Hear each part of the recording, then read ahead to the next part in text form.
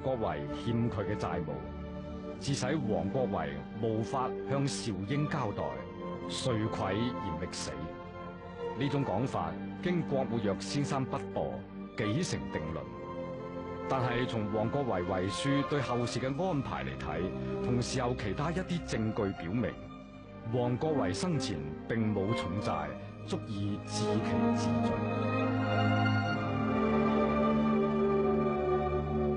三為驚據說，1927年春，北伐軍進逼北方，而馮嚴兩軍逆馳，京師震動。有人認為王國維自殺係怕自己呢個前清遺老落入北伐軍手中，蒙受恥辱。又因為王國維視老後鞭子為生命，當時傳言北伐軍入城後將盡誅留有發編者，所以與其被辱，莫若自我了斷。但係呢種講法，當時已經有好多人鄙而不取，以為不合王國維立身處世方式。四為諫左說，認為王國維投湖同屈原求江相類似，係以私諫勸咗溥儀聽從羅振玉等人主意，有東渡日本避難打算，並認為王羅兩人最後決裂嘅原因亦源於此人。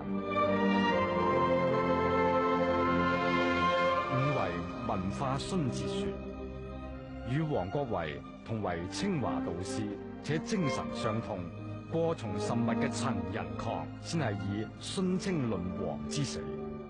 後又認為，凡一種文化值衰落之時，為此文化所化之人必感苦痛，其表現此文化之情量越宏，則其所受之苦痛亦越甚。代寄達極深之道，殆非出於自殺無以求一己之心安而意盡也。陳寅恪嘅詮釋喺同類者中即刻得到共鳴，並喺文化界產生重要影響。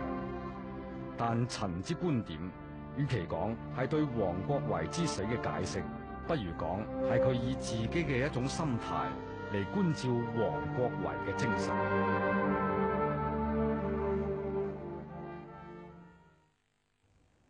嗱，你有你講啊，佢有佢講啊。不過王國維嘅仔女話：你哋冚唪唥講都唔啱。我老豆之死咧係關阿羅振玉嘅事。哇！呢樣嘢真係幾經典嘅講法。嗱，王國維咧就先後娶咗兩房太太，就生咗5個仔2個女。佢個大女就叫做王東明，就仲喺台灣嘅。佢曾經就寫過一篇文章，佢認為我老豆係因